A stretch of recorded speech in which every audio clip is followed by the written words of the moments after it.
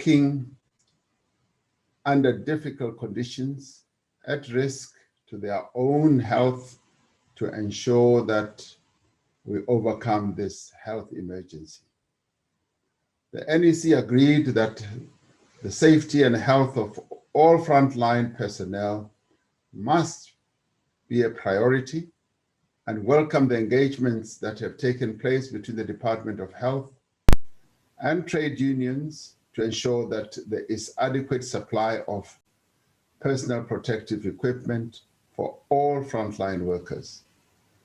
The meeting also welcomed the decision of government to move the country to alert level 2 from the 18th of August 2020, and agreed that this was justified both by the decline in infections and by the need to resume most economic activities in our country as speedily and as safely as possible. However, the NEC agreed that, as is happening in many parts of the world, there remains a substantial risk of a second wave of infections as restrictions on movement and economic activity are relaxed. It is therefore vital that all South Africans remain cautious and vigilant and continue to adhere to the most basic prevention measures: wearing masks, physical distancing, as well as regular hand washing and sanitizing. Through consistent adherence by all South Africans to these and other measures announced by the health authorities, our country will be able to avoid the economic and social disruption of a return to more restrictive regulations. The ANC will continue to intensify its campaign of awareness and mobilization among communities to prevent the spread of the virus and ensure adequate care for those who fall ill. It will also campaign for widespread take-up of the National Contact Tracing app, it's called COVID Alert SA, which will soon be launched to inform people privately and unanimously if they have been exposed to a person who has tested positive to coronavirus. The NEC notes progress on the measures put in place to deal decisively with corruption related to COVID-19, including to recoup illegally acquired funds. Law enforcement agencies must leave no stone unturned in dealing with this matter. Repeat, law enforcement agencies must leave no stone unturned as they deal with this matter. Government must explore all avenues to speed up investigations and prosecutions of those and other related corruption cases. The NEC welcomed the decision by government to make public details of COVID-related contracts awarded by all departments and public entities. This is an important step towards greater transparency and accountability in government procurement. In fact, it is seen as being quite historic. The NEC commends all South Africans for their united action over the last 5 months to keep themselves and others safe. This spirit and dedication will be required in the many months that lie ahead as South Africa and the world comes to terms with this new normal. The NEC welcomed the progress that is being made among social partners under the auspices of NEDLAC to develop an economic reconstruction and recovery program. It was encouraged by the extent of agreement amongst all the partners, business, labor, community, as well as government, on the key interventions that are required and for the need to act with urgency.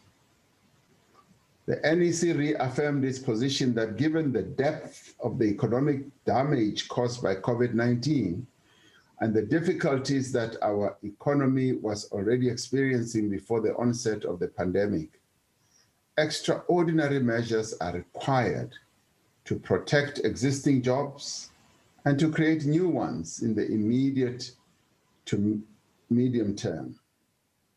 These include the implementation of a massive infrastructure investment program, the stimulation of local production and manufacturing, a public employment drive, and the implementation of key economic reforms. The ANC has released its economic recovery program, which combines efforts towards reconstruction with accelerated transformation, economic inclusion, particularly for Black people, young and also the youth rather, and also women, as well as to engender ways for faster economic growth in our country. The ANC government announced relief measures of an amount of 500 billion rand to deal with the impact of COVID-19 pandemic. This was to deal with the health effects, measures to prevent a massive humanitarian crisis, and to provide a safety net for households, for businesses, to cushion them against the impact of the restrictions that were imposed. The 500 billion rand is being financed through a combination of revenue foregone by the government. This resulted in tax relief. It also is made up of credit guarantees, additional government borrowing, and reprioritization of existing government budgets. The ANC recognizes that while these measures have had a positive impact and continue to do so, they are insufficient to deal with the totality of the challenges that our people are experiencing right now. Challenges of unemployment, poverty, inequality, and most of all, exclusion from the economic activity which our society faces. It is in this context that the work on reconstruction, growth, and transformation should be completed as urgently as possible. The NEC will shortly convene a special lekgotla on the economic reconstruction and recovery program. The NEC reaffirmed the position taken at its meeting of 31st July to 2nd August in 2020 that the ANC needs to draw a line in the sand between the organization and those who steal from the people. The NEC agreed on decisive action that needs to be taken to tackle corruption within our own ranks as the ANC and across society. In this regard, the meeting received a report from the National Working Committee on the work undertaken to collate information on the individuals within the ANC who are facing charges of corruption or other serious crimes. The NEC welcomed the report and actions being taken at various levels and resolved that these actions must be completed as a matter of urgency. This must be accompanied by public accountability. The NEC agreed that this will be a turning point in the fight against corruption and accordingly decided on the following. The NEC endorsed the contents of President Ramaphosa's letter to ANC members of 23rd August as a clear articulation of the policies and positions of the organization and agreed to the implementation of the points of action contained therein. The NEC emphasized that what seems to be a choreographed campaign against the president will not distract the movement from undertaking an intensified program against corruption and state capture as mandated by the 54th National Conference.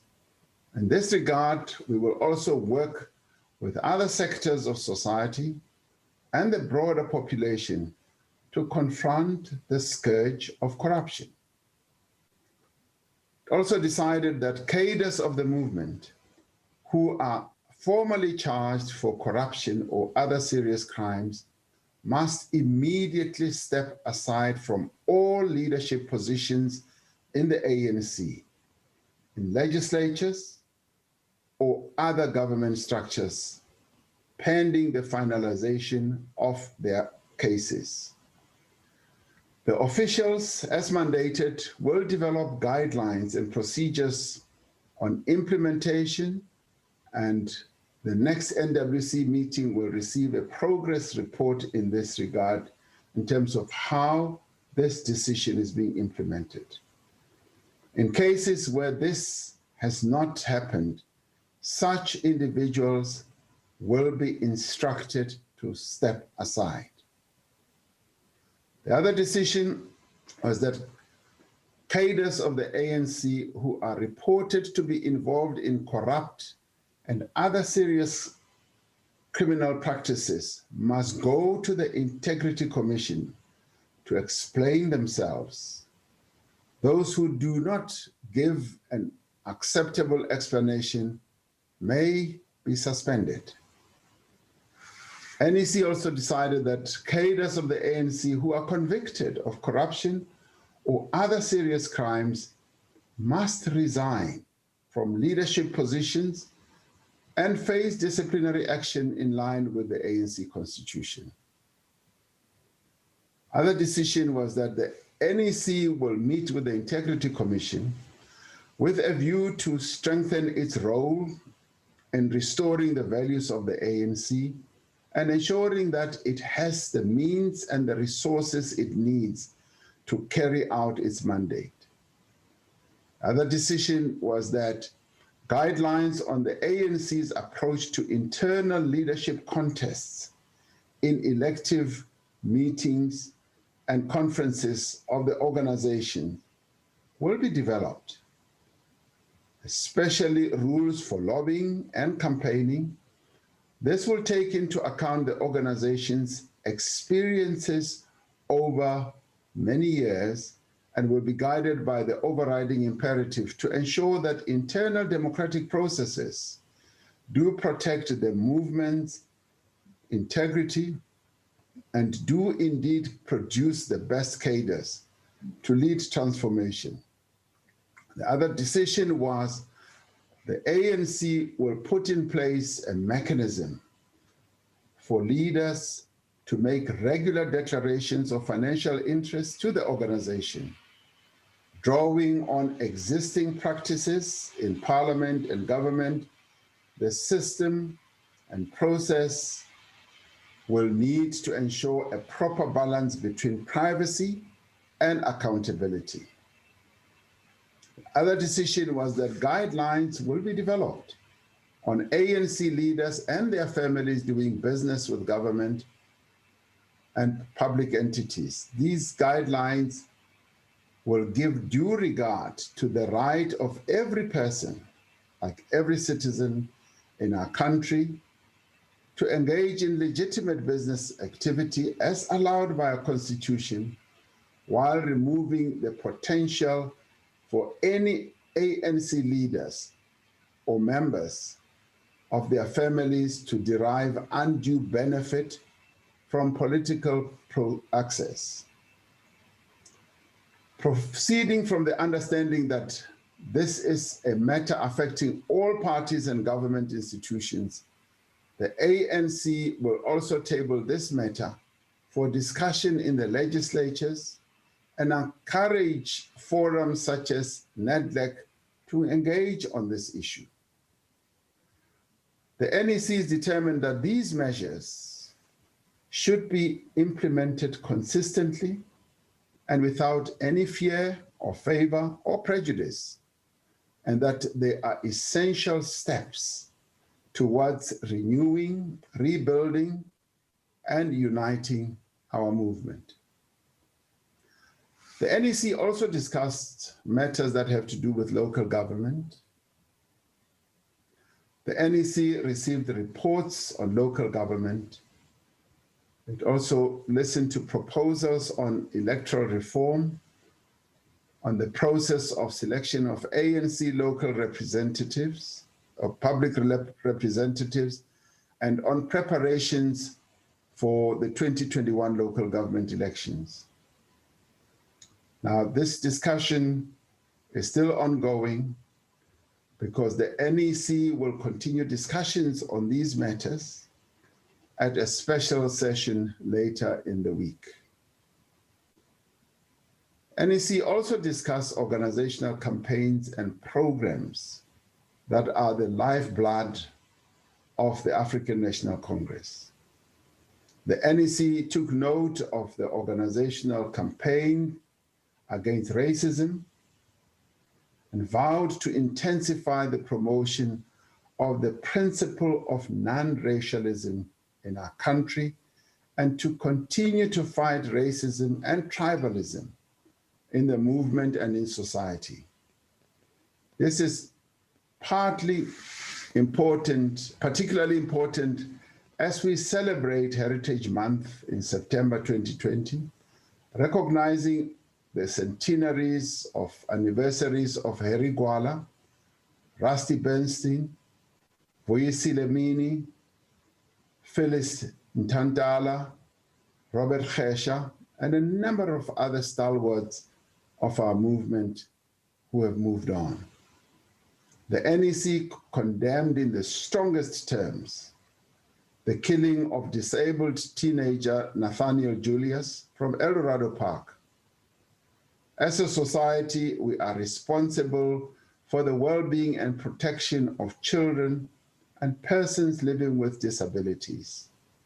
The NEC also reflected on the ongoing program against gender-based violence and femicide and urged Parliament to move swiftly in considering and finalizing the legislative amendments that have been tabled before it to strengthen measures against gender-based violence and femicide.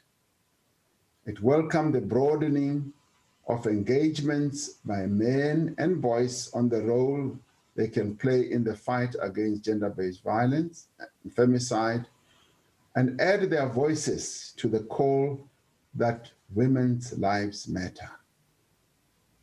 As we conclude Women's Month, we must ensure that in dealing with gender-based violence and femicide, as the worst manifestations of patriarchy, we also tackle other dimensions of patriarchy, including the economic exclusion of women in the economy of their own country. When it comes to the African agenda, the NEC notes that South Africa continues to play a critical role in its capacity as African Union Chair, as led by President Ramaphosa. It welcomed the reports on work done around a continent-wide program on COVID-19, working with the AU Commission, regional economic communities around the various regions on our continent, and the Africa Centers for Disease Control and Prevention. The NEC further acknowledged the impact of COVID-19 on the implementation of the African Continental Free Trade Area and appreciated the resumption of work to take the process of a common African market forward. It welcomed the fact that the Office of the Africa Free Trade Area has now been opened in Ghana headed by one of our own as Director General. It also notes work being done to continue to silence the guns in Mali and Libya and ensure stability in Mozambique, Sudan, and Zimbabwe. The NEC welcomed government efforts to engage the situation in Zimbabwe, in particular, the deployment of special envoys. It emphasized the importance of the envoys engaging with all stakeholders in the country to assist in addressing the current situation. ANC and government processes must complement each other. The NEC supported greater party-to-party interaction between the ANC and ZANU-PF with the intention to develop a fuller understanding of the situation in Zimbabwe and to determine how the ANC and government can play a supportive role. It was also agreed that the ANC must speak to all parties and all stakeholders as well. Concern in the discussions was expressed at the insurgency in Mozambique. Government was urged to effectively address any security threats to this country and to provide support to the government of Mozambique should this be requested. But also importantly, that we should continue to act within the parameters and framework that have been set out by SADC. The NEC agreed that the International Relations Committee of the ANC must provide detailed reports on these two matters at its next meeting. The NEC supports the ongoing alliance campaign of solidarity with the people of Palestine in this very difficult and trying time that they are going through. The special NEC of the ANC has made significant progress in addressing critical issues of organizational unity and renewal. It has emerged from this weekend's meeting with a clear direction and unity of purpose. This was one of the better meetings that the National Executive Committee has held.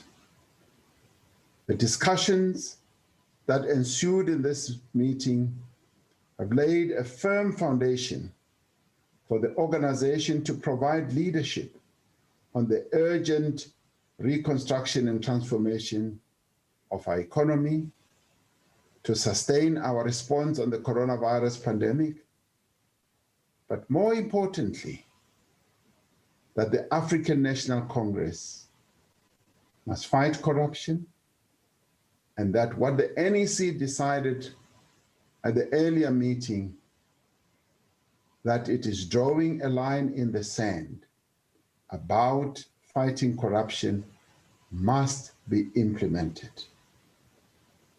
But the NEC was also equally determined that we must engage as a movement and as a membership of the ANC and as society.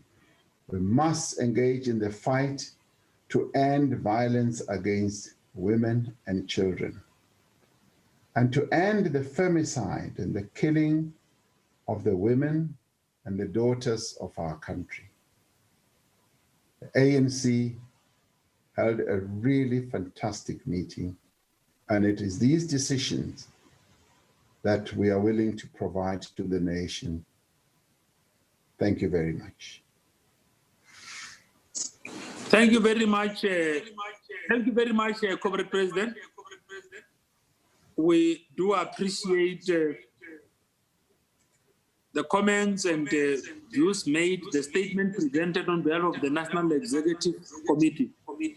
President, we have got members of the media here. I am going to allow them only 2 rounds of questions. National officials are here. They will be able to answer whatever questions that could come up. Members of the media, it is now your opportunity to file questions.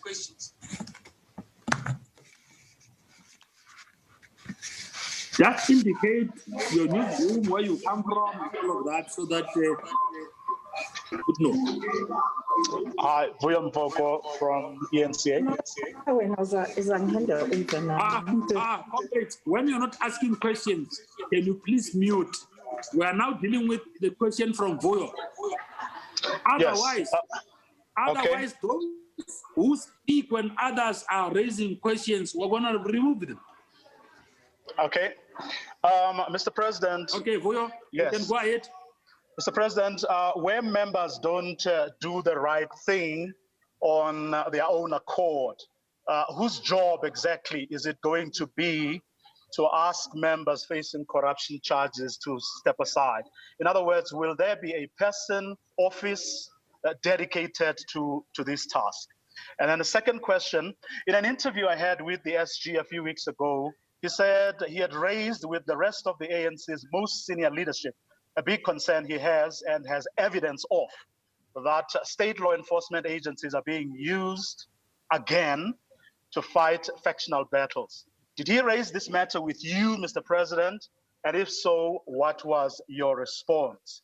And don't such comments impugn the integrity of state law enforcement agencies? Thanks. Okay, we're taking all questions, President. We're just going to take all questions for officials. I see, I'm watching on my participants list. Manyatela, Clement. Thank you very much, Bule. Thank you to the officials. I have just two quick questions. The first one is to the president of the ANC. Mr. President, have you responded to the letter from former President Jacob Zuma? He seemed to be accusing you of destroying the ANC by painting the party with the same brush when it comes to corruption. He says you're trying to save your own skin. What's your response to that letter? And have you engaged with him? Do you plan on doing so? My second question is, why have you decided to approach the Integrity Commission only now? My understanding is that that's what you said to the NEC, that you will be presenting yourself to the Integrity Commission. Why now? Why didn't you do this as soon as questions were raised over the funding of your CR17 campaign? Thank you. Clement, don't make the president to confirm things that you hear through hearsay. The president of the ANC leads the organization. We're going to limit ourselves to what the president has been addressing on. Okay, can we go on, Samkele? Thank you very much, Mr. Pulemab. My question is directed to the president of the ANC. President Ramaphosa, can you please just give us a list as the leader of the organization of who are the formally charged ANC leaders who've got to step aside with immediate effect? Who are they in the National Assembly? Who are they in the executive? Who are they in the various provincial legislatures? On the issue of the letters, Mr. Mabu, we are going to ask this question without fear or favor. Mr. President, the NEC seemingly endorsed your letter against that of your predecessor, Jacob Zuma. Is this a showing of how strong you are in the National Executive Committee of the African National Congress? And seemingly, why is the former president now having a voice to voice out his opinions on the organization, as he did not respond to the letter that was written to him in 2009 by his predecessor, Thabo Mbeki?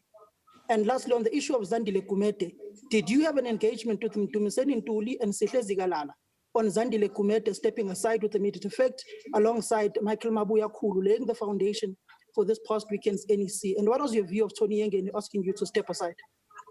Okay, Sophie wants to ask a question. My question is directed to President Ramaphosa. Wait, Sophie, you are not here. I can't see you. I can't see you on the chat. We are sharing facilities at SABC. I'm with Samkela. Oh, that's fine. But let me take CD. After CD, I'm coming to you. CD. Thank you so much. Hello, everybody. My first question is around the Integrity Committee. You know, at the last NEC, there was a commitment to try and strengthen it. How has it been strengthened since the last NEC? And also, Mr. President, just to try and understand this, so we do hear that you are going to the Integrity Committee, so is the SG. The one thing that's been strange, or at least misunderstood, about the Integrity Committee is that it bases a lot of what it does on what media reports are. And one might want to argue that, and I think it's an indictment of my industry, if you may, that there is a bias towards you and there's a bias against the SG. So does that not play a role in predetermining the outcomes as far as the Integrity Committee is concerned? How do you avoid that? And then my last one, again on the Integrity Committee, what does this then say after this NEC, say about the deputy president, who supposedly was not necessarily cleared? And then what does it say about Deputy Finance Minister David Masondo? Did the NEC discuss his fate as far as the recommendations were made by the Integrity Committee? Thank you. Okay, I've got another question from Karima. Karima, can you come in? Mr. President, to clarify, hi, this is Karima. I want to ask a question to President Ramaphosa. I want him to clarify what he means when he says the NEC wants law enforcement agencies to act immediately. The reason I'm asking this question is because according to an NPA report, the de Kock report, several senior prosecutors, including 2 provincial heads, are found to have acted unlawfully. Now, the president of the country appoints those prosecutors. And I want to ask the president of the ANC if the NPA, if the ANC is suggesting that the NPA address those matters to the president of the country, because it's only him that can act. And if those who are supposed to uphold the rule of law are guilty of breaking the law, surely it undermines the Constitution and the fight against corruption. So can the president of the ANC ask the president of the country if the NPA has written to him about the conduct of these 2 prosecutors and whether indeed he's going to set up a commission of inquiry like he did with Advocate Jiba and Advocate Mukwebe? That's the first question. The second question, when the ANC NEC says members must step aside, do they accept that if a member is in a legislature or in any position, if they still receive a salary, they are in a position of power? In the case of, for example, Mayor Zandile Gumede, she might not become a member of a committee or a chair of a committee, but she's still an MPLA. She wields enormous interest and influence. So how does it signal that you frown upon her behavior when she gets to hold on to her salary and stay in her job? Thank you. Okay, Genevieve. Thank you, Pule. I've been covered on most things. Just a quick question regarding the decision about allegations, and when a member is facing allegations, they must go to the Integrity Commission. Was there any clarity given on what those allegations are? I mean, if there is a media report about you having done something wrong, based on that, must you go to the Integrity Commission, or is it based on just if there's allegations against me, say at the Zondo inquiry? Was clarity given on what does it mean, when, what kind of allegations? Can it be based on a media report and then you should go to the Integrity Commission? Thank you. Okay, Farrell. Farrell, can you come in? Okay, there was a question from Farrell. I see maybe she doesn't want to ask it. Farrell? Okay, there was a question from Farrell. I see maybe she doesn't want to ask it. Alex? Thank you very much, Pule. Okay, Farrell, are you coming in? Alex? Thank you very much, Pule. The question is whether the Integrity Commission can only make recommendations, or whether its findings are binding on the NEC. Okay, that's fine. Alex, can you come in? Thank you, Alex Winning from Reuters. The first question is, will there be a mechanism to revoke membership of the ANC for people who are charged and ultimately convicted of corruption and other serious crimes, so they don't just step aside for a short period and then return to important positions soon after? And then the second question is, how many officials is the ANC expecting to now step aside since the NEC decided that they must do so with immediate effect?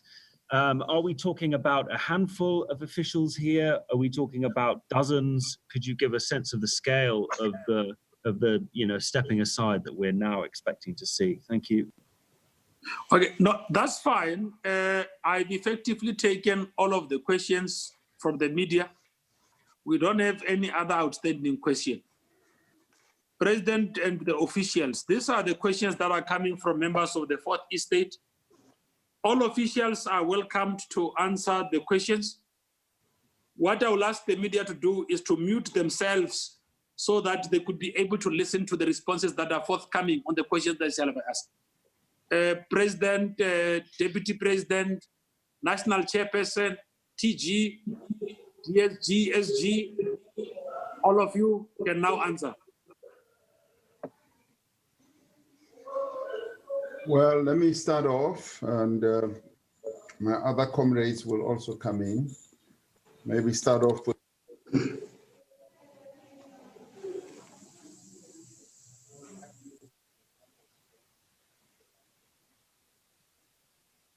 President is mute. You're muted, President. President, we can't hear you. Am I muted still? You are fine now. Oh, okay. Thank you. Sorry. Okay. On Vuyo Mvoko's question, that what happens when members don't do the right things and step aside, our constitution is very clear on matters like these. And let me say that much of the decisions that were taken by the National Executive Committee are embedded in the ANC's constitution. We've got rules, we've got processes that are set out in our constitution, that when certain things happen and are done wrongly, the constitution of the ANC kicks in. There are disciplinary processes, there's an IC process, and there's also a dispute resolving mechanism. And there's also an opportunity for the leadership to have conversations with members and inform them that on this issue, we believe that you do need to step aside. And if a member does not want to comply, the ANC constitution kicks in through a well-established disciplinary process that is set out in Rule 25 of our Constitution. And in this era that we are now in, we expect that all members of the ANC will abide by what is set out in our Constitution and the ethos of our movement as well. When the NEC says that we are drawing a line in the sand, it basically means that we are entering a new era. We are ensuring that what the 54th conference decided on is now implemented. And I have no doubt in my mind right now that the decisions of the 54th conference will indeed be implemented, and they're in any event embraced by all members. And you asked, I think you said, who will be the responsible person or official or entity? And obviously, the Office of the Secretary General plays a critical role. The officials of the ANC play a critical role, the National Working Committee, and indeed the National Executive Committee. So you've got a phalanx of structures that will be able to deal with all these matters with even greater determination. State law enforcement agencies, did the SG raise this matter? Yes, the SG has raised this matter, and he has informed us as officials that he's concerned about some of the activities of people in state law enforcement agencies. Now, I take a dim view against people in state agencies who meddle in political matters of political parties. This is precisely what we want to bring an end to and to depart from. I take a very firm view against it and will not allow state law enforcement agencies to play politics. They must do their work without any favor, without any prejudice, and without targeting members of any political party for that matter. And if, yes, anything has been done that is untoward and which is legal, yes, by all means. But the issue of spying, the issue of targeting, listening to conversations, that must be desisted from. And I say that advisedly because I've been a victim of that as well.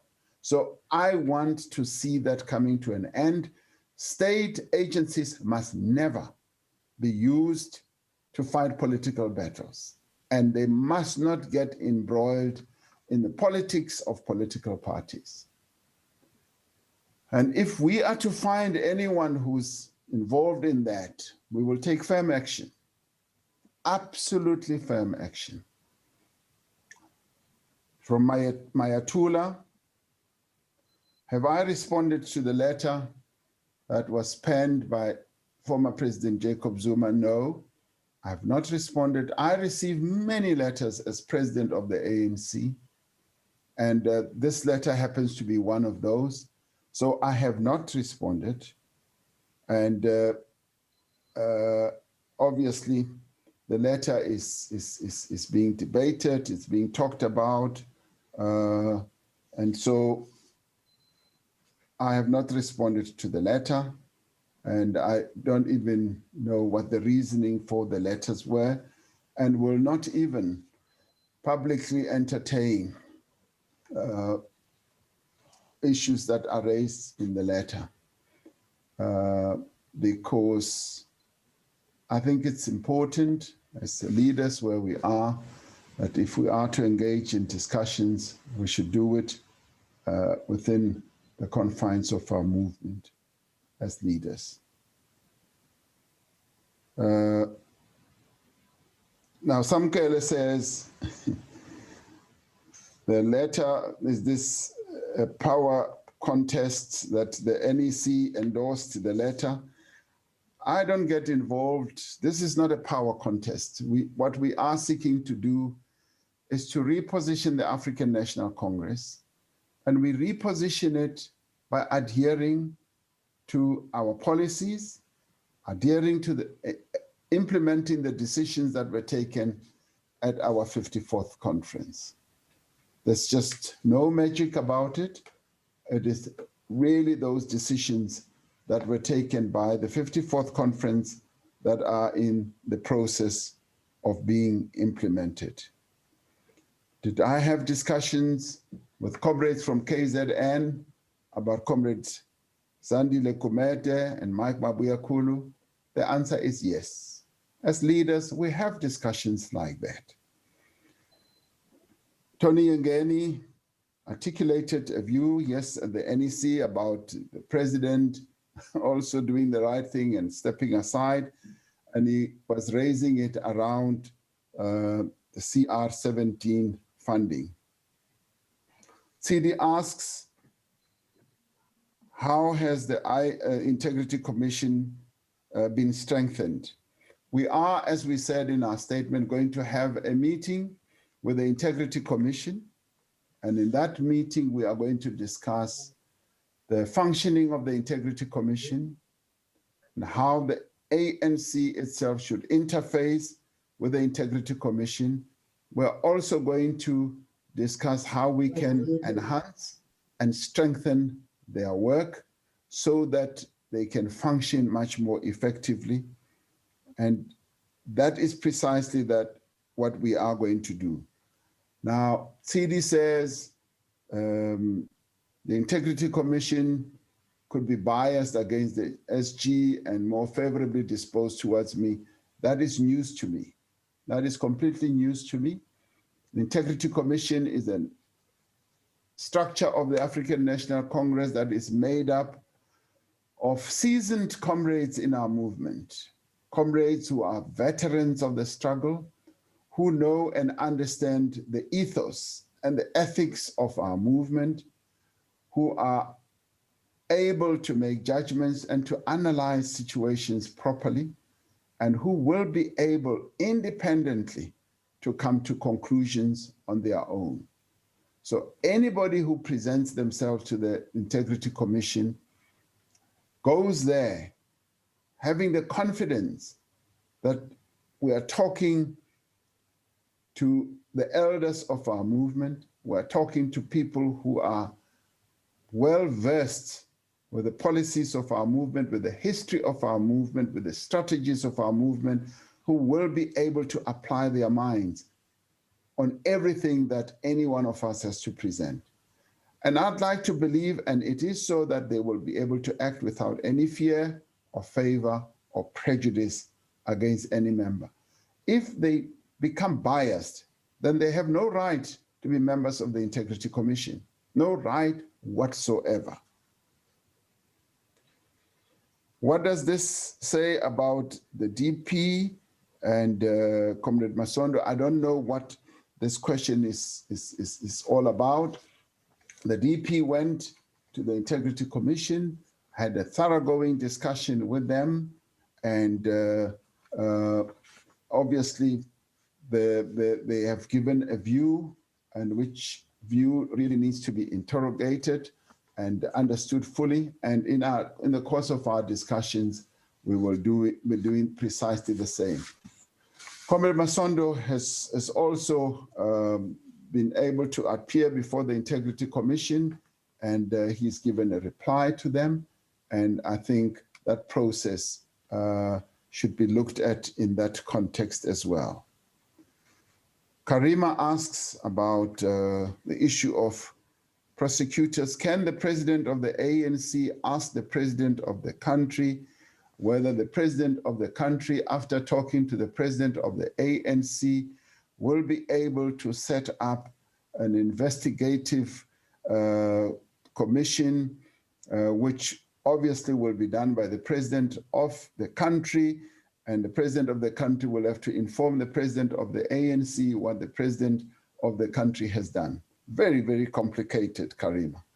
The matter that has been raised by one of the key officers, de Kock, is a matter obviously that will need to be given attention by the president of the ANC, and we will pass on the message to the president of the country, so that the president of the country is able to give consideration to that. On the issue of people who step aside but continue to receive salaries, is that not giving them some measure of influence? I would beg to differ on that, because if somebody continues to get a salary and they have stepped aside, I don't see what influence that gives them. And by the way, on this issue, we do need to comply with the labor laws of our country. We have labor laws that regulate situations like these. And when a person has stepped aside and has been asked to move to the side and to take a leave of absence, we've got to continue abiding by the labor laws of our country until the matter is finalized. And once the matter is finalized, that is then that a matter of salaries or other benefits will come to the fore. Genevieve asks about allegations, and if allegations are raised against anyone, and they are just mere allegations, stories, and sometimes they can be the type of allegations that are planted either in the media, and sometimes we've seen that some allegations do get retracted, and there are legal suits that ensue between those who are alleged to have done certain things and the media. And in this regard, we say, even the media should be really, sure of their facts, but we leave that to them, no doubt. But if allegations are made and there are allegations that have weight, the person should go to the Integrity Commission. That is what the 54th conference decided, that if there are allegations against anyone that have to do with corruption or serious crimes, even before that person is charged, they must do the right thing and go to the Integrity Commission, because failure to do so could get the Integrity Commission to either call you or to come to certain conclusions. So we say that there have to be serious allegations that are of such a nature that somebody must go and answer for themselves in a satisfactory manner and open up to the Integrity Commission. And once they have done so, the Integrity Commission will give consideration to what they are saying and come to a view. And they may say, in our view, this does not need you to either step aside or take any action.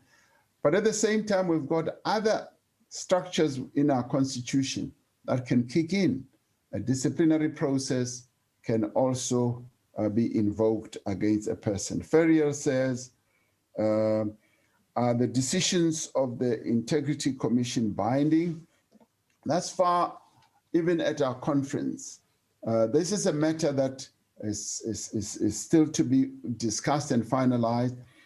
And we are going to have this meeting with the Integrity Commission. And the Integrity Commission will be able to have a thoroughgoing discussion with the NEC. And in my view, ideally, decisions of the Integrity Commission must be binding, because the Integrity Commission is set up to look after the ethos, the values, and the ethics of the African National Congress. Alex says, will there be a mechanism to revoke, and I wrote revoke the membership? Yes. Is there a mechanism to revoke the membership? Yes, of course. There is a mechanism to revoke anybody's membership, and it's set out in Rule 25 of our Constitution, where if you are subjected to a disciplinary process, the disciplinary committee can come to a whole range of decisions, including revoking your membership, including saying you are expelled and may not join the ANC again for X number of years. So all that is set out in our Constitution. How many officials can we expect to step aside? I'm not in a position to can say now, and I think an earlier question is, who are the people that we expect should be affected by this? There are some people who have, of their own volition, already decided that they will step aside because they have realized and got to hear what the decision of the NEC is. So there are those, and we must pay tribute to such members and pay respect to them, and say that they are putting, obviously, the interests of the ANC ahead of their own personal interest. Am I able to count how many there will be? No. What we have sought to do is to set up a process, and a process which in its implementation will deal with all these matters. And in many ways, it is set up so that we put the issue behind us, so that it becomes automatic, so that comrades who stumble along the way and find themselves entangled in a number of issues should themselves of their own volition know that these are the rules. These are the rules of the African National Congress, and therefore I have stumbled and I need to abide by the rules that have been set up by the African National Congress. But I'm sure that other officials are ready, willing, and able to add, and I see that the national chairperson and other officials will be able to add to some of these questions.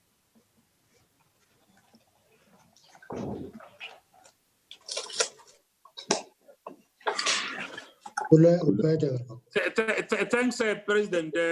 National Chair? No, I wanted to add on two issues. The first one is Comrade Tony asking the president to step aside. That was actually a media story than a report on the NWC or the NEC of the ANC. Because in any organization, a motion is a motion when it is proposed and seconded. If one member make a comment and nobody supports that comment, it can be treated as a motion of a meeting. Now, I call it a media story because Comrade Tony made this comment in the NWC, didn't repeat it in the NEC. But before we left the NWC, the story was ANC heavyweight asking Ramaphosa to step aside. So it was a planned story and it became the story of the weekend for the media, but it had nothing to do with the ANC, NWC, and NEC. The second one is whether endorsement of your letter against Zuma. It's not against, I want to clear that, it's not against the Zuma letter, Ramaphosa letter endorsed against Zuma, it's not. But the NEC endorsing the letter of the president affirms two organizational principles. At any given time, there's one president. And when the president communicates with membership of the organization, that is the communication of the organization. That's why every time we talked about the letter from the president, we equally emphasize the letter from the SG, which was talking to the implementation of the issues raised in the president's letter. So that was the confirmation that there is a president and that communication is a communication of the president.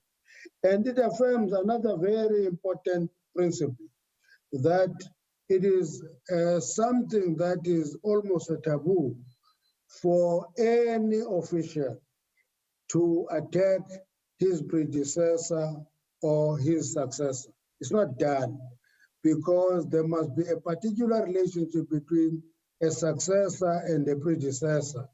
And this plethora of letters actually worked against that. For example, the reason that this letter became to look suspicious is that it follows on a letter by Anne Lungisa, it follows another letter by other group, and another thing. So it looks like a choreographed attack on the president. And we have a responsibility to actually kill a choreographed attack on the president because he's the leader of the organization. Those are the two issues that I wanted to add on and emphasize to, I suspect it was Clement, of here they come with a false projection of unity. Unity cannot be false. It is a practical, actionable process. It doesn't mean we agree on everything. It's an organization of human beings, not of water. Because if it's water, you pour it on a slope, it goes one direction. In an organization, people use their brains, they debate and take decisions. That is it. Thank you very much. While you are at that, I just want to add before the SG comes in, the issue of that was asked by Mayetula about why do I go to the Integrity Commission now? I did seek to clarify this, and I don't know, maybe you missed it. I did say when I spoke to the NWC, and to the NEC rather, I said, the Integrity Commission had at an earlier stage asked me to come before them. And I had said to them at the time that shouldn't we rather wait for the processes that were underway through public agencies, such as the public protector, such as the courts, and wait for those processes to be done, and thereafter I would then be able to appear, because those processes have more resources. They would be able to look into everything, fathom everything, and they would also be able to better inform anyone else. And that was agreed to. And following that, I then felt that now that the process is somewhat completed, I should now go to the Integrity Commission myself and go and account for the CR17 process. But I will also be raising another matter that I raised almost 2 years ago. This CR17 issue came up. I did, of my own volition, suggest that it is important for the African National Congress to come up with guidelines that will regulate how leadership contests should be conducted. Because over years, we've seen leadership contests resulting in processes and actions that we had never had in our organization. And all of us just got entangled in them, got lost in them, and we now need to regulate these. And sometimes we learn from experience to curb whatever may be happening in an incorrect manner. So I will be raising that too with the Integrity Commission. And of course, it is up to the African National Congress through its own structures, as the NEC has decided to do, to come up with guidelines and regulations to deal precisely with this matter that we went through going towards Nasrec. Thank you. Pule, thank you very much. Thanks, President, officials. And let me thank the media also for having afforded us this opportunity to account to South Africans. As the President and the National Chair has said, and I always emphasize it when we have our press conferences, that maybe at times it is necessary to teach the media how the ANC works and operates. Because I heard some of you saying this is the illusion of unity. The ANC, this is how it works because it has responsible leadership. We're not like leaders of any other political party because we are a governing party, and we are more responsible than any other person. And that's why we will ensure that we work as a collective. In the National Executive Committee, we actually do what we have fought for during apartheid. People have the right to raise their views. People have the right to have different views from myself, from the president, and we such engage. And at the end of the day, we have persuasion. It's not about the numbers, it's not about the so-called factions in this. We engage, we persuade one another, we listen to sense and reason, and that's why at the end of the day, we are able to communicate decisions of the highest decision-making body in between conferences, the African National Congress. Because I think even Comrade Tony, and that's why I always say, don't have your sources within the ANC, because Comrade Tony posed a question, not just to the president. When he asked that question, he said, President, why don't you step aside? And many other leaders in this National Executive Committee. But you only capture the fact that Comrade Tony has pointed at the president. I think we need to ensure that we don't get our information from sources. And that's why today we have decided as this top 6 to come and account to you so that we actually give you what actually happened within the African National Congress. And as President have said, and as the statement says, we have discussed the letter of the President. By the way, before the President even penned, we communicated, myself and the President, because we keep that interaction, we keep that touch with all of us. I do interact with the Deputy President, the National Chair, our office as SGO, Comrade Jesse. When we do our work, that's what we actually do. President, there are these issues. So President, when he penned that letter, he did actually consult with me, and I said, President, it does actually happen. It does make sense. This is how the African National Congress has operated many years ago, and it is still the ANC of yesteryear. And what President has also said is that there are labor laws in South Africa. There is a constitution, the rule of law, the law of natural justice, and the National Executive Committee does not express any guilt or innocence on anybody because people are presumed innocent until found guilty by a competent court of law. That's what the South African Constitution says. And the ANC is part of that South African body politics, and the constitution of the country is supreme. But the ANC has its own processes, and that's why President has outlined those processes in terms of us moving forward. In fact, on corruption, President, we said we have to fight it very hard, but we must fight the corrupter, the corruptee, and the facilitator of corruption.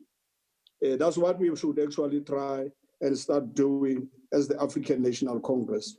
But otherwise, there are processes within the ANC, and some of the matters which we may not be able to respond to you today, they are being processed because you want to ensure that there is fairness, there is no fear, there's no prejudice. We don't prejudice anybody. We act not in a factional way. We actually keep the character of the African National Congress. And that's why I think President have said we deal with matters within the confines of the ANC. I just wanted to emphasize those points because they are very, very important and crucial. And that's why we are also saying to the media, don't push law enforcement agencies to do what is wrong. Give law enforcement agencies the right to investigate, the right to do their work without biasness, without any fear. President have said it. I think everybody in the country, including law enforcement agencies, hear what the head of state is actually saying. And I want to close it by saying, lastly, we are in politics. And in politics, we have to understand certain things. That it's not conspiracy theory. If you want to finish this movement, the ANC, you have to start at the head. We can see all those things, and we are able to assess from time to time, and that's why we internally discuss matters. And we have expressed a view, all of us, that let's maintain the unity of the movement. It's not illusion of unity. And where we have to engage the President, President Zuma, officials will actually do so, because we respect all those former presidents, and whenever there is an issue out there, the right thing to do is to engage. That's how the ANC has actually come into power. We respect freedom of association, freedom of speech. We interact, we persuade, we don't work. That's why we consult society. That's why we consult stakeholders. That's why we are saying to society, work with us, we want to work with you. Simple, humble leadership of the African National Congress. Thank you, Chair.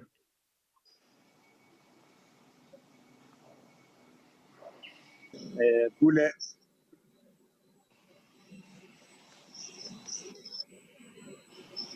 Pule, please come back and unmute.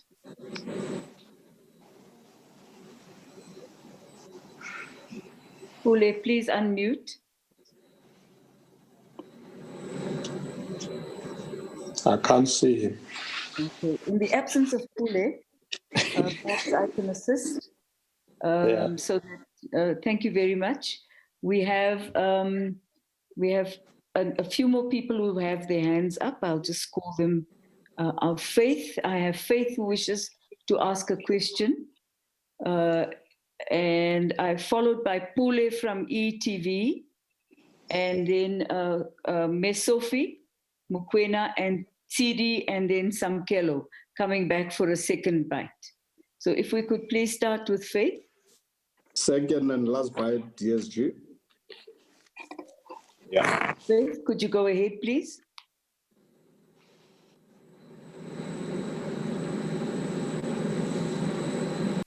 Faith is not asking the question. I'll move on to Pule from ETV.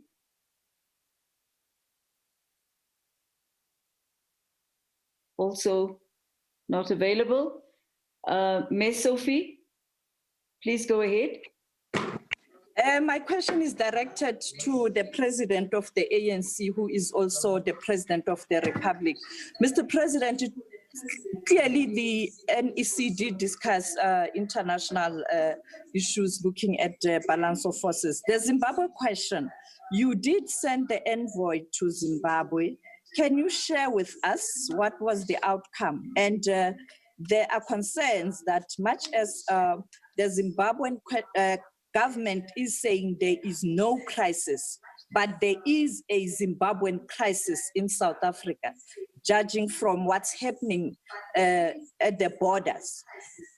And then two, on Mozambique, do you have any plans as SADC, but also as the AU, you responding in your capacity as the AU chair, to deal with that security challenge in Mozambique that's likely to affect the entire region? And finally, you will be addressing the United Nations General Assembly virtually. What will be your message on behalf of the continent and the Republic of South Africa? Thank you, Ms. Sophie. We'll take a few more questions before we come back to Samkelo. And I noticed that Ms. Sophie and Samkelo need to do a bit of social distancing. Very close, sitting very close together. Could we ask, we will then go to Mbali from Newsroom. Okay, my question is to the President. President, you spoke of a choreographed campaign to attack you. What do you think was the intention in that regard leading up to the NEC meeting?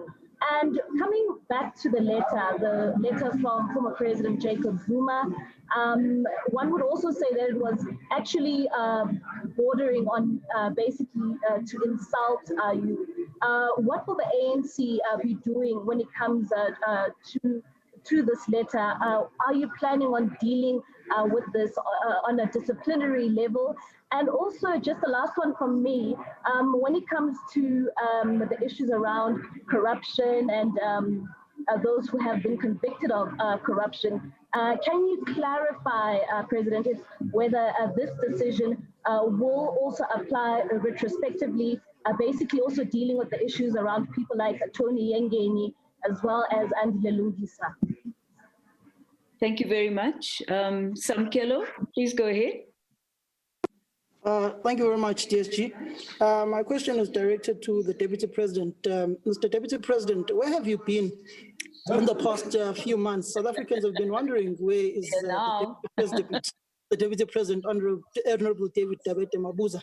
And to the ANC top six, what steps you as a collective officials of the African National Congress will you be trying to take to try and unite the divisions that are seemingly there between the successor and the predecessor, between now and the 54th National Conference? Clearly, that letter addressed to the president by the predecessor stipulates a vote of no confidence against the incumbent and says the incumbent's leadership over the ANC is seemingly ignoring all of the 54th National Conference resolutions, such as land expropriation, the nationalization of the South African Reserve Bank. How will you do to try and unite these seemingly still warring factions? And lastly, Mr. Deputy President, how is the unity campaign that you started in the ANC going? It's seemingly crumbling. Thank you. Thank you very much, Samkelo. Tsidi? Thank you so much. Can I just very quickly say to the officials, this is what we actually want from all of you, to engage a little bit more with the media. I just wanted to put that out there. But just a very quick question, few quick questions. This is said to be a choreographed attack. Can I ask from who specifically and to what end? And then just around the MPs who have been asked to step aside, is that asking them to resign or to take extended leave? As far as the SG is concerned, what charges have you been asked to appear on before the Integrity Commission? And then there's another question around the ANC Youth League. I know that there was a task team, there is a task team rather. A letter was written. I know a lot of young people in the ANC are unhappy about that particular issue. And my last one, I promise, my last one. In Gauteng, two members, two officials, one a former mayor and one a current mayor, were told to step aside based on VBS, the VBS matter. Those two indicated to media that they would be going to the NEC to ask for you to have a say, saying that they don't agree with the PEC decision. Did the NEC discuss the fate of Boyce Maneli and Mapi for Litie? Thank you. That's it. That's it. Thank you very much. Clement, please go ahead. Clement? Okay. I will then go to Vuyo.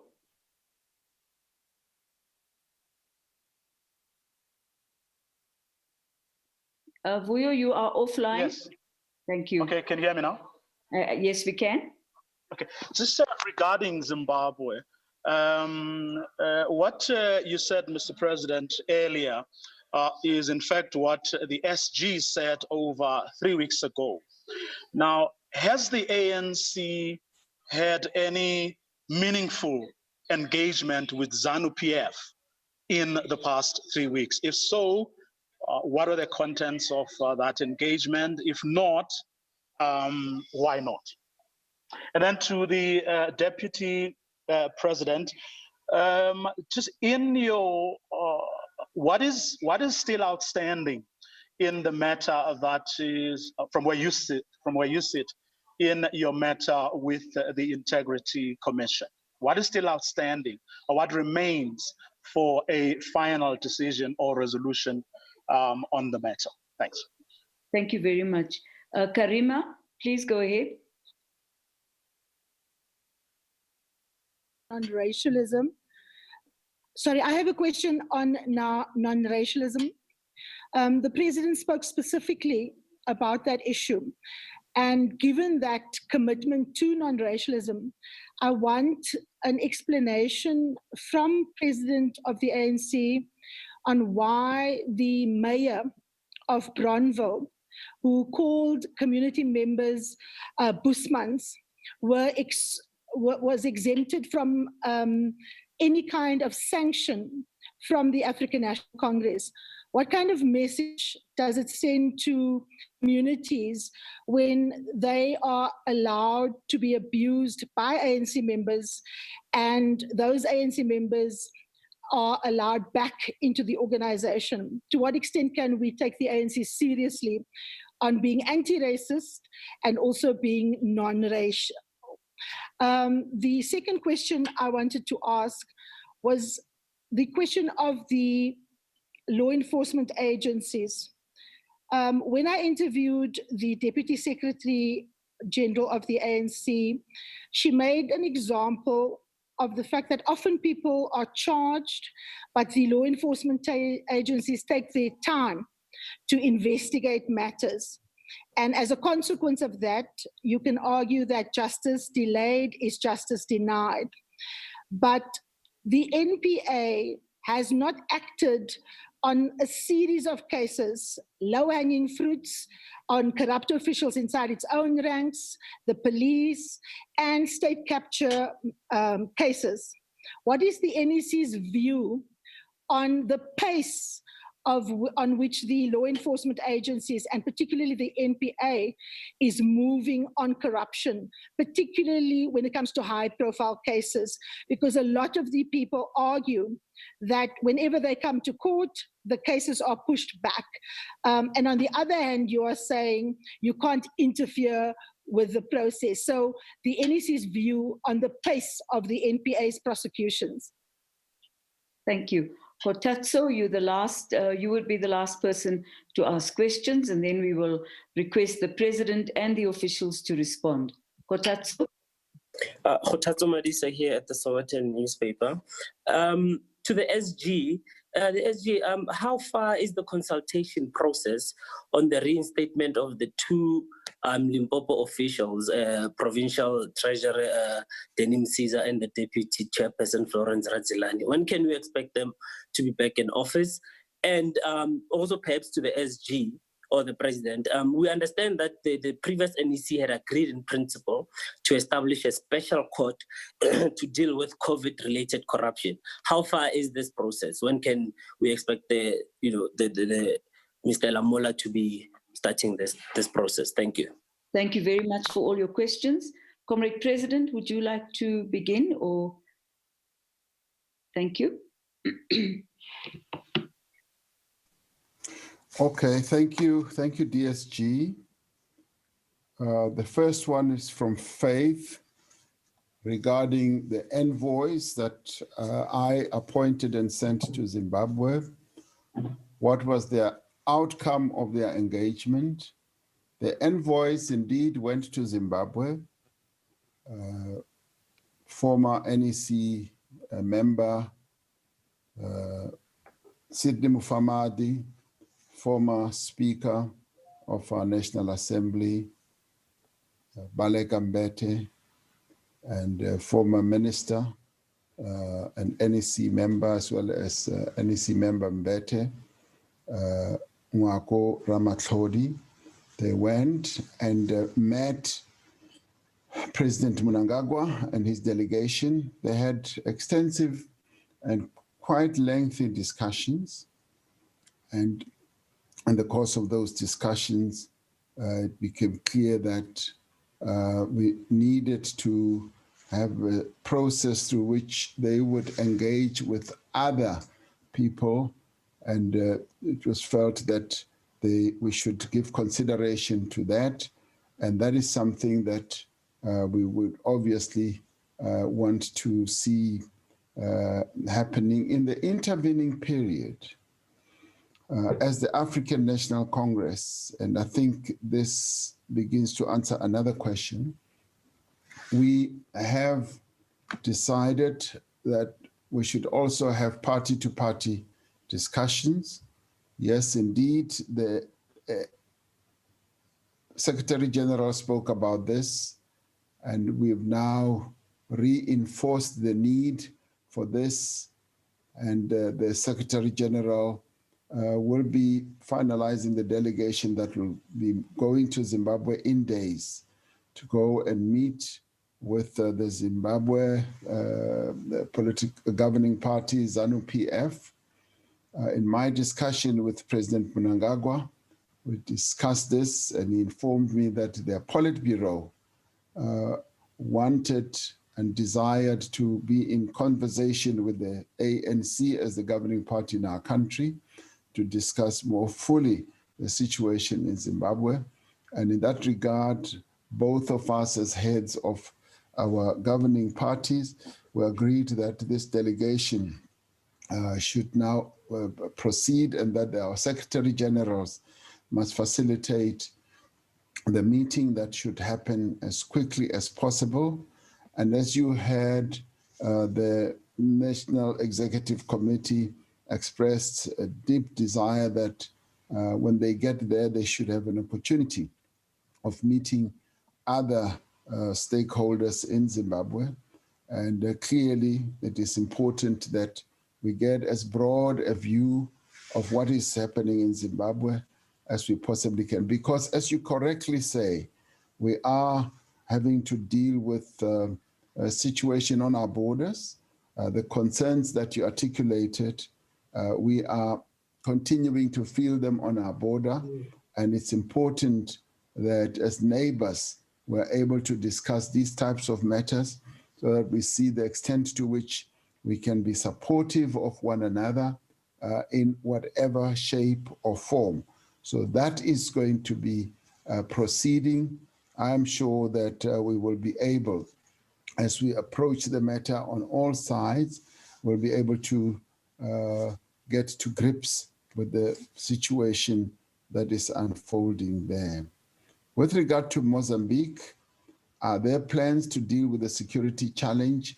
Yes, at the SADC level, yes, the matter has been discussed quite extensively based on briefings from Mozambique itself. And as you well know, President Nyusi of Mozambique is now the chair of our region, SADC, and we are involved through various other SADC structures to be well informed and to see the extent to which plans can be put together to deal with the security challenge that we are facing there. We're going to go to the UN General Assembly, and what message will we be taking to the UN General Assembly, which will be held, as I believe, on a virtual basis? Yes, we will be taking a message from our continent. It is a message that has to deal with the challenge that we now face of COVID-19, the health challenge that the entire continent is facing, but also the economic challenge that the continent is having to deal with, particularly in relation to the debt burden that many countries on our continent have.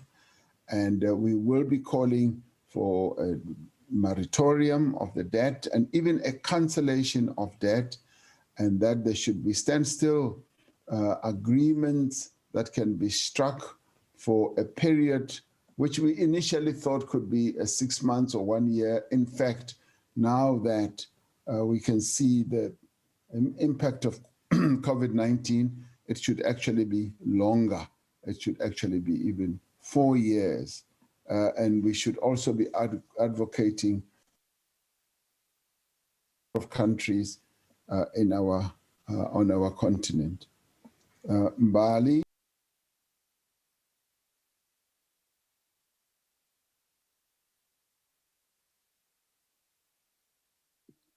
President, you are on mute. I'm sorry.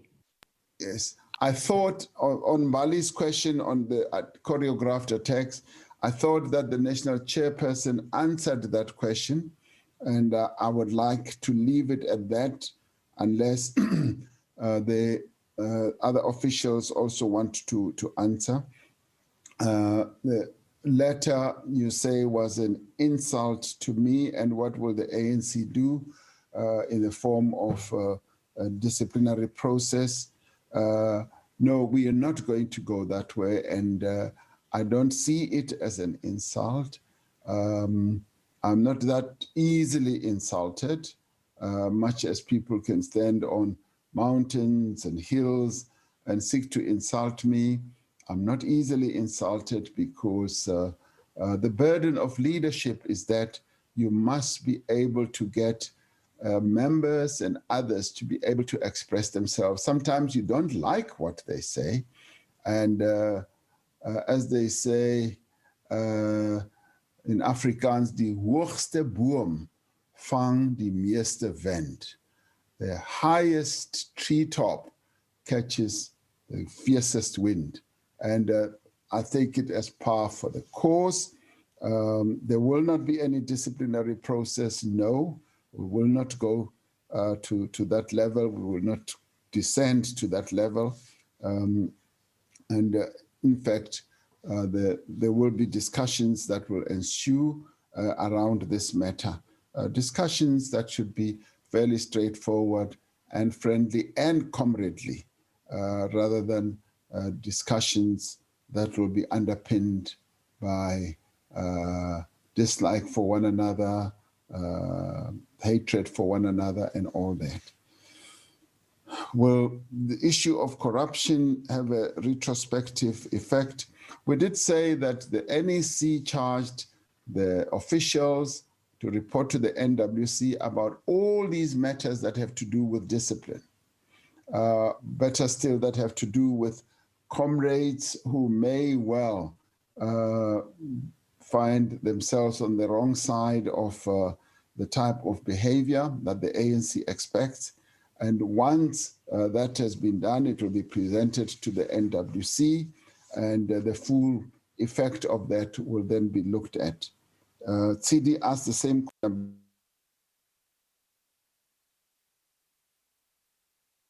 President, you have muted. I think there's an automatic muting process that is underway. I don't know who amongst the journalists is controlling it. The host. CD asks about this choreographed attacks, and I think we've answered that question. And should those who are members of parliament be asked to resign or to take leave? I think in the end, it is going to depend on the extent of what is involved. We're going to be involved in a process that leads to the implementation of our resolution. And we are going to be quite structured. We are going to be quite methodical about dealing with these matters. On the Youth League matters, I'll leave it to the SGO to answer. I did answer Vuyo's question about, has the ANC had any meaningful contact with ZANU-PF? That I have answered. On the issue of non-racialism, particularly as it impacts on the disciplinary process that ensued in Bronville, particularly the mayor, this matter is being discussed. We take the issue of non-racialism seriously in the African National Congress, and we are obviously concerned about any type of negative and insulting statements that can be made by ANC leaders against sections of our community.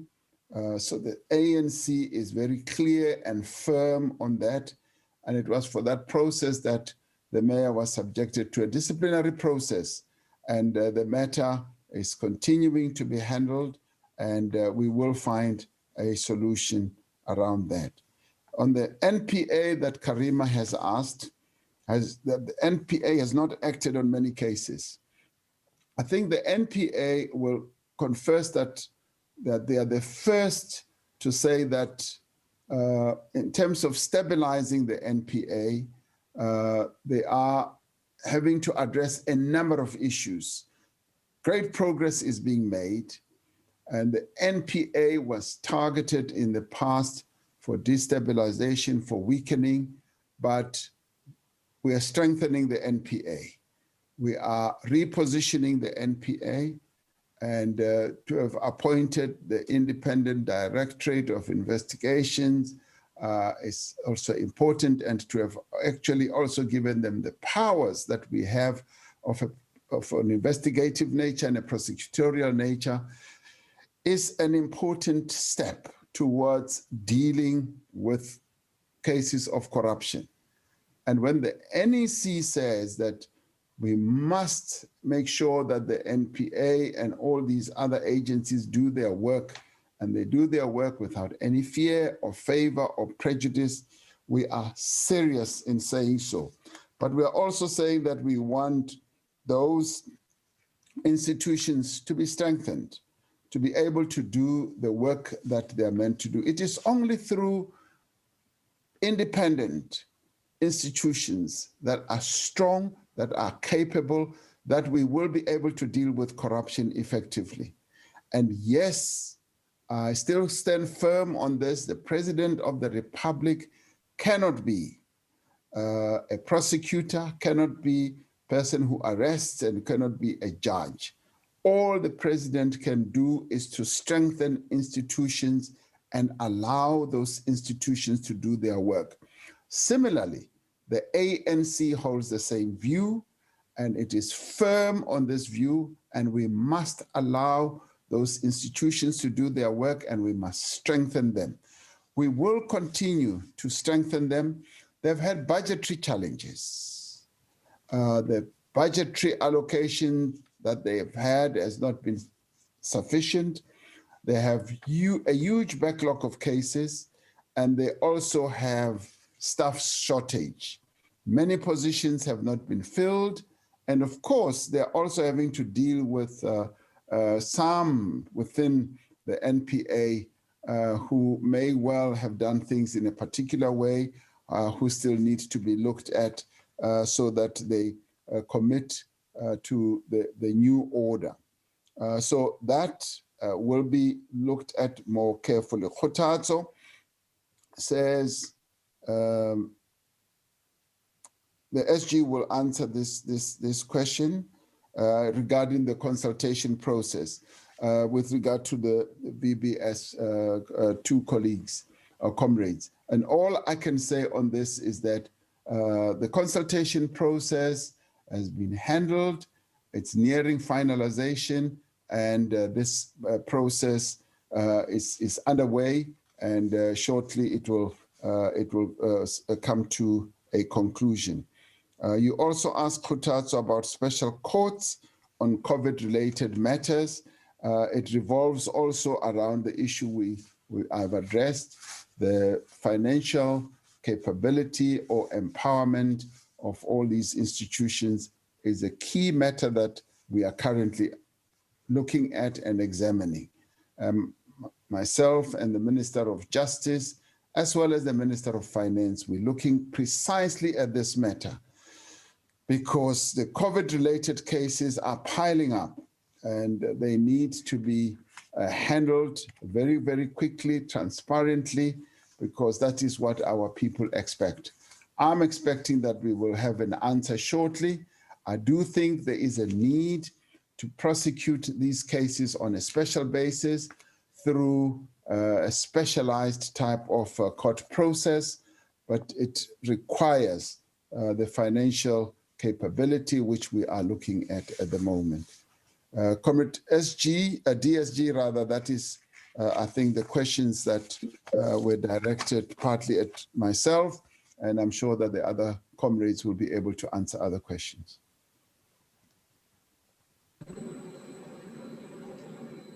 DSG.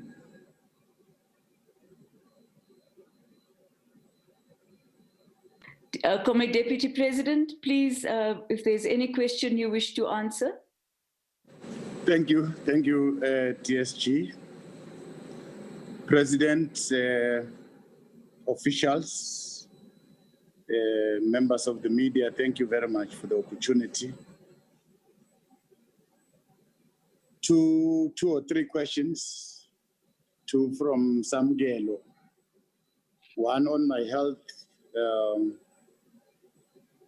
I must say that I took ill for a period of a month. It's merely because of my health condition. And I was in the good hands of doctors in the country. So I came back. This, I think, is my 10th day at work. And my health situation is improving. So I'm grateful that I survived. Some of our people already were circulating information that I'm dead. Well, I'm still alive. It was a very, very difficult situation. Of course, if you're ill, it's not an easy situation. Your second question about the unity of the ANC. From where I'm sitting, I can say the ANC did well from Nasrec to date. Of course, you'll realize that in between, we take some few steps forward, and at times we take few steps backward. But overall, I think the president has led the ANC very well to date, given all the challenges that we had pre-Nasrec and after Nasrec. And I must commend the officials for really sticking together under difficult conditions. Well, at times I can see it's difficult, but all influenced by our environment. I can tell you that the media also was not very helpful. You can see in the kind of discussion that we are talking about today, there's an issue about Comrade Tony, what was said in a meeting, the context in which it was said. It is not the context in which it is reported. So certain issues get exaggerated and become very difficult for the ANC to handle. Of course, in certain instances, the media is spot on. I think our biggest challenge that we need to deal with as the movement is the ability to focus on the priorities and the responsibilities that are before us and stop to be inward looking.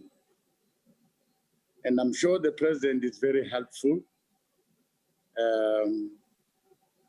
We're grateful that he's doing everything in his power to really unite the organization. Of course, assisted by the officials, and I'm sure that down the line, we are going to win this one, though difficult. It's difficult, but we're going to win it. It's our mission, and I think we're equal to the mission. It's not an easy mission, given all the challenges that we have gone through over the years, right from Polokwane to date. The question from from Vuyo, well, you'll remember, Vuyo, that I decided to step aside. Of course, having spoken to the officials, insisted on the officials that I must step aside and allow the Integrity Commission to. We had a very thoroughgoing discussion with the president, and finally the president agreed, allowed me to step aside. And the entire officials allowed. And the president spoke to the Integrity Commission to say, allow all these comrades an opportunity to present themselves, of which they agreed, and we presented ourselves. So I made my presentation to the Integrity Commission. Of course, with some discomfort in the process at which they have arrived in their own decision, and the very fact that in the process, I was never called. According to them, I was not supposed to be called. I was supposed to present myself. I think we discussed that, and we found one another. And then I left, went back to the officials. Then the Integrity Commission wrote their own report about all the engagement which they had, all the comrades that presented themselves before them, seeking to say, these comrades can proceed and do their work in the different legislatures. That was presented to the NEC. It's in that regard that I was allowed to go back to Parliament. I've never insisted to go back. I was prepared to go the extra mile, deal with all the issues that are raised by the Integrity Commission. So from where I'm sitting, maybe there might be new issues, but we're always prepared to listen to the Integrity Commission, and we're always prepared to step aside when we're called upon to step aside. So there should be no quarrel. There should be no issue really that seeks to say we are undermining the Integrity Commission. That is why the president is leading by example,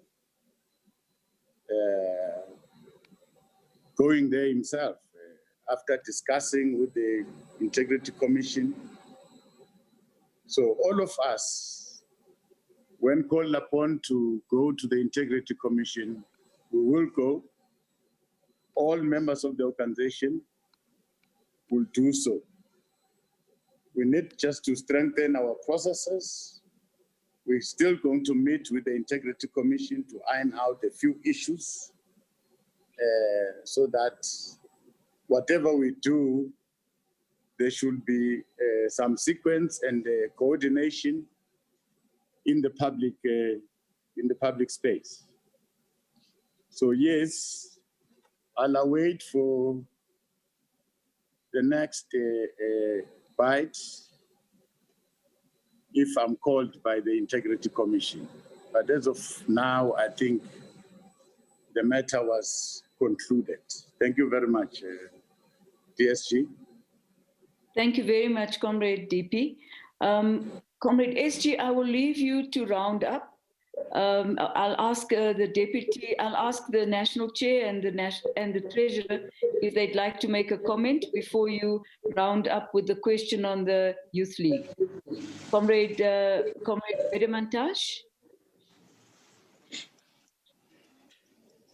No, not much, except that on VBS consultation, we'll finish that process off.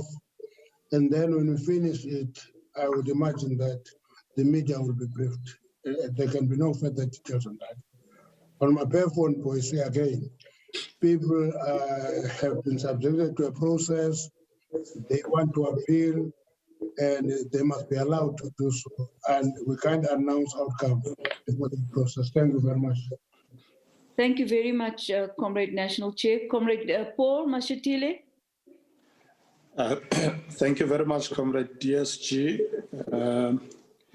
I'm largely covered by the President and the other comrades.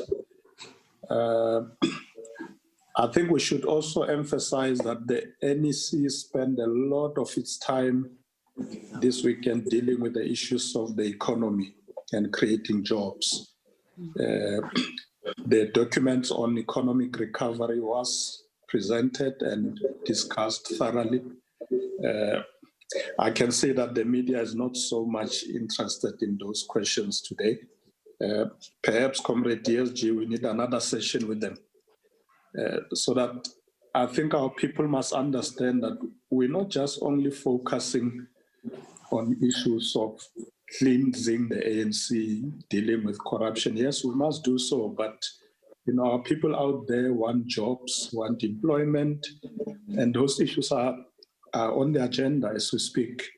And we will have to explain more the implementation that is taking place, because an impression might be created that we are inward looking, we are busy looking at issues affecting ANC leaders, etc. I think the President, when he started with the briefing, he did indicate that there was a very detailed discussion on economic recovery. And I think we'll need another session just focusing on this matter, because I think it's very important that we get our economy right, we get our country back on its footing again. State organs will continue to look at issues of corruptions, where there's wrongdoing within the ANC, those processes are ongoing. Comrades will account and so on. So I thought I should add that, Comrade DSG, that let's not lose sight of the important work that the NEC did this weekend, which is rebuilding this economy. Thank you very much. Thank you, TG, and also the issues around local government, and that we will be having another discussion, further the discussion next week, Sunday and Monday, and after which we can have another briefing with the media. Comrade Secretary General, are you ready? Thank you, DSG. Thanks once again to President and the entire officials, DP, and the media and South African society. I think comrade officials have responded to most of the questions. And what the Treasurer General of the ANC is saying, Comrade Paul Mashatile, is that probably our people out there wanted to hear what the ANC is saying around the economy, want to say about COVID, want to say about poverty, gender-based violence and femicide, unemployment, inequalities in South Africa, nation building, non-racialism and non-sexism, because these are the issues in these 3 days which we have discussed. And that's why it is always important when you brief South Africans, because we use your platform to inform society so that everybody in South Africa, black and white, know that the ANC government is seized with all the challenges they are facing, be it challenges of water, electricity, wherever they are. Comrade Gweda has responded, National Chair, to the issue of consulting, the issue of Comrade Danny and Florence. I think that response and voice and Mapefo, because the ANC has processes. And President said that we have a constitution and that constitution guides us. So I think it was important to just highlight these matters. The fact that the poor, the working class have been marginalized in the economy. And if those type of questions, I think they were very important for us to, the achievements of government, because we are not passing that message of the achievements of government in terms of COVID, what government has done up to so far, how government has used this money. You're not allowing us to give you more information, but government, I think, will give you that information. The NYTT, the youth, work in progress, process, we always process our discussions. And I think we are busy with engagement because we want the young people, if it was not covered by now, the young people could have gone preparing themselves to do a conference. They are still preparing themselves. We are looking to the matter and we will be updating you time. The last question, and I listened attentively to the president and Karima, I think that's what we want to do. We want to make sure that what the president has said, and the president was not just careful, he was saying what is actually the right thing to say. He said if there are people in MPA that may have done something wrong or some things wrong or acts of whatever, those people will be dealt with. But I hear you saying corrupt officials. And this is what we have been defending. Maybe we better use alleged corrupt officials so that you don't become a court of law because images are sometimes tarnished when there are no facts. Because we always say if you have facts, as South Africans, the law binds you to say, go and report any criminality to any law enforcement agencies. So let's leave them to do their work. And I think don't rush them because they want to ensure that when they charge a person, they have they will actually be successful in terms of what they are working. Otherwise, I think it was good questions, DSG. Thank you. The issue of the integrity, I am in touch with the Integrity Committee. Thank you very much, SG. Thank you very much to all the officials, and especially thank you to all the journalists and newsrooms and TV houses that came to be with us today. And hopefully we'll see you again quite soon. This ends our press conference. Thank you very much and good night. Thank you very much, DSG. Ah, you re-emerged. Thank you. I'm here, DSG. I've been here. What happened to you, Pule? Thank you very much, President. Thank you, Imagine Pule. now.